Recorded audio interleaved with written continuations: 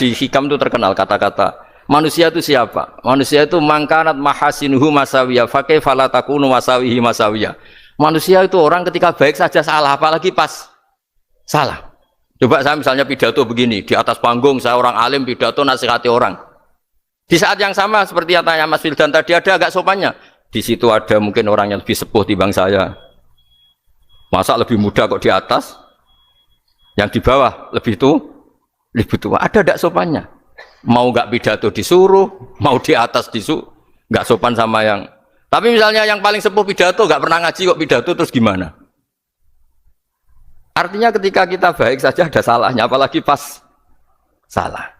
Sebab itu ajaran Rasulullah itu suruh berdoa Rabbana dzolamna anfusana. Sebelum minta itu merasa ya Allah kita ini mendolimi diri kita sendiri. Karena dalam pilihan-pilihan itu pasti ada salahnya. Coba misalnya Anda bangun masjid habis 2 miliar. Yang harusnya 1 miliar sudah jadi. Terus nanti suatu saat ketemu Allah ditanya. Itu ada orang miskin, fakir miskin, yatim. Andai kan kamu sumbang 1 miliar itu sejahtera semua. Gara-gara kamu bangun masjid terlalu mewah. Ya tapi kadang-kadang orang kebaikannya itu orientasinya bangun masjid, gak tertarik nyumbang fakir. Saat itu cara berpikir gitu mau apa? Tapi kalau dia mau luhur manusia terbaik karena bangun masjid 2 miliar, coba diaudit secara kepentingan syar'i. Penting mana dengan ngasih makan fakir miskin? Penting mana dengan menikahkan janda misalnya? Penting mana dengan pendidikan? Apa artinya masjid mewah orang nggak tahu halal haram, nggak tahu najis, nggak tahu cara sesuci, nggak tahu cara adzan yang benar?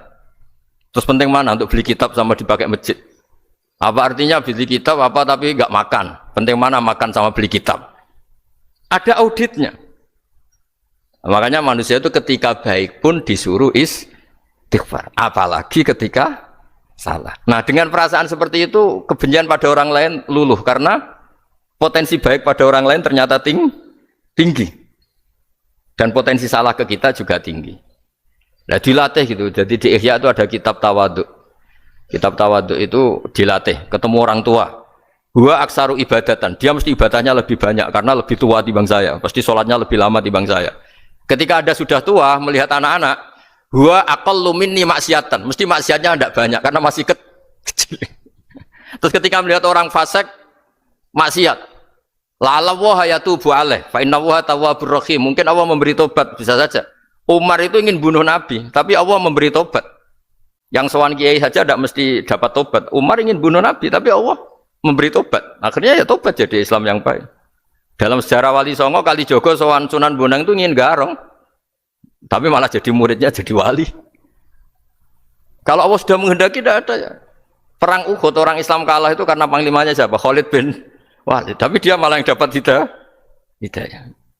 Nah sama orang yang sekarang Anda benci bisa saja Allah merencanakan ada apa? Hidayah di situ. Dan kita yang merasa benar jangan saja ada rencana Allah bikin kita su'ul khotimah. Na'udzubillah min dzalik, kan tidak pernah tahu. Nah, dari tidak pernah tahu itu orang diusahakan tawadhu.